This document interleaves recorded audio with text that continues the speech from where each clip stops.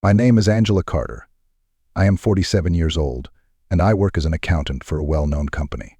My husband has almost never cheated on me, mostly because I love him deeply, and I fear that his weak heart would not survive the turmoil if I started indulging in infidelity.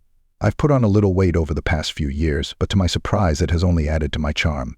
I am beautiful and rarely leave men indifferent. I certainly notice their lingering glances and find pleasure in it, although my husband is not thrilled with the attention I get from other men.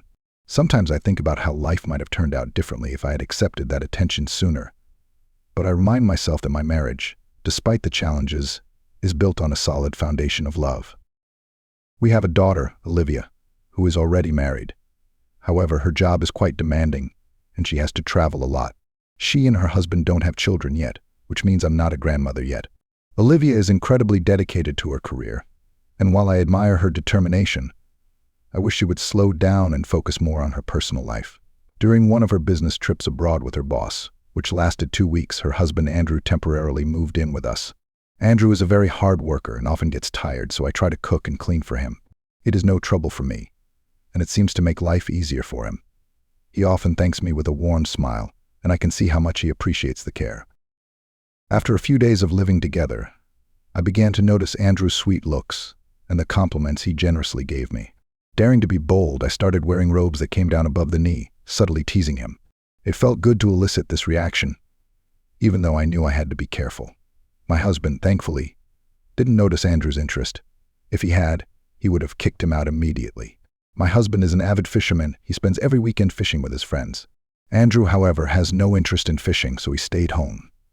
He mentioned that he likes to spend his weekends in quiet, free from the chaos of his normal routine, and I found myself enjoying our conversations during this time.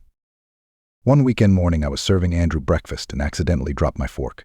When I bent down to pick it up, I noticed his jaw dropped. I pretended I hadn't noticed and calmly continued eating, but my heart was racing with excitement and guilt. Toward lunchtime, Andrew ran to the store for bread and returned with a bottle of cognac. He joked that he hadn't had a proper drink at home for a long time and insisted that we drink it together.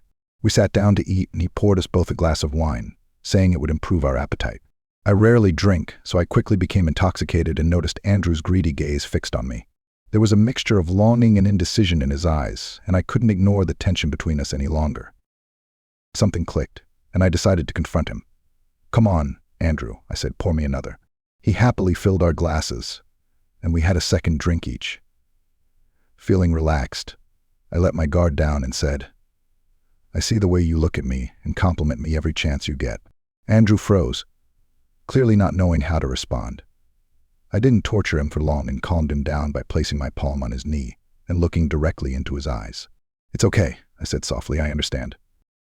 I'm flattered that you find me so attractive. I've always thought you were a very worthy man," I said. Those words seemed to release his tension, and he visibly relaxed.